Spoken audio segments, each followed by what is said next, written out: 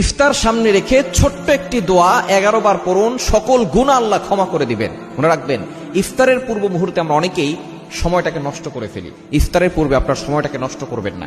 এই সময়টা হচ্ছে দোয়া কবুলের সময়। আপনি সারাদিন রোজা রেখেছেন, এই রোজা রাখা অবস্থায় দোয়া করলে আল্লাহ তাআলা দোয়াটা কবুল করেন। রোজা রাখা অবস্থায় একেবারে শেষ মুহূর্তে আপনি ইফতারকে সামনে নিয়ে বসেছেন, আপনি চাইলে খেতে পারেন কিন্তু আপনি খাচ্ছেন না।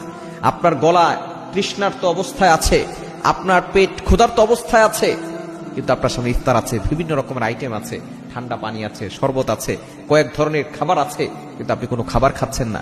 আল্লাহ তাআলা ফেরেশতাদেরকে ডাক দিয়ে বলে, ও আমার ফেরেশতারা, এই বান্দা খাচ্ছে না কেন? ফেরেশতারা বলে, আল্লাহ, সে তোমার অনুমতির অপেক্ষায় আছে, যখনই অনুমতি আসবে তখনই সে খাবে। তখন আল্লাহ বলে, ফেরেশতারা, এই বান্দা কি আমাকে দেখছে?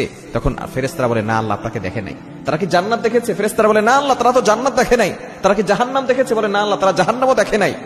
তখন আল্লাহ পাক রব্বুল আলামিন ফেরেশতাদেরকে ডাক দিয়ে বলে, ওমর ফেরেশতারা, যে সকল বান্দারা আমি আল্লাহকে খুশি করার জন্য তারা না খেয়ে আছে, ক্ষুধার্ত পেট নিয়ে খাবার সামনে নিয়ে বসে আছে, এই ব্যক্তি এখন যেই দোয়া করবে আমি আল্লাহ তাআলা সেই দোয়াটাই কবুল করে নিব।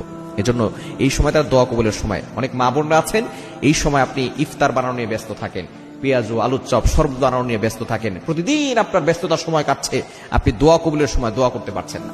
এই সময় একটা দোয়া পড়বেন, ইয়া ওয়াসিআল ফাদলি ইগফিরলি, ইয়া ওয়াসিআল ফাদলি ইগফিরলি, ইয়া ওয়াসিআল ফাদলি ইগফিরলি। হে অসীম ক্ষমতাবান আল্লাহ পাক রব্বুল আলামিনকে আপনি ডাক দিচ্ছেন, ইগফিরলি, আল্লাহ আমাকে ক্ষমা করে দেন, আমি গুনাহগার, আল্লাহ আমাকে ক্ষমা করে দেন। ইয়া ওয়াসিআল ফাদলি ইগফিরলি। আমরা অনেকেই আছি এই ইফতারের পূর্ব মুহূর্তে মোবাইল নিয়ে রিলস ভিডিও দেখতে থাকি, বিভিন্ন ধরনের টিকটক ভিডিও দেখতে থাকি, অনেকে কথা বলতে থাকে, অনেক ধরনের আয়োজন হয়, বিভিন্ন ধরনের কথা হয়, কিন্তু এই সময় আপনি 10 মিনিট আগে ইফতারকে সামনে নিয়ে বসে যাবেন। আপনি তারপর আল্লাহর কাছে বলবেন, আপনার দুঃখের কথা বলবেন, কষ্টের কথা বলবেন, আল্লাহকে বারবার বলবেন, ইয়া ওয়াসিআল ফাদলি ইগফিরলি, আল্লাহ আমাকে ক্ষমা করে দাও, আল্লাহ আমাকে ক্ষমা করে দাও। না, যে ব্যক্তি রমজান পেল আর নিজের গুনাহ ক্ষমা করতে পারলো না, তার মতো হতভাগার কপাল পোড়া কেউ হতে পারে না। এজন্য আসুন আমরা ইফতারের পূর্বে এই ছোট্ট দোয়াটা বেশি বেশি পড়বো, সর্বনিম্ন 11 বার পরে আল্লাহর কাছে দোয়া করবো, ইয়া ওয়াসিআল ফাদলি ইগফিরলি। পড়া যাবে তো ইনশাআল্লাহ? আল্লাহ তাআলা সকল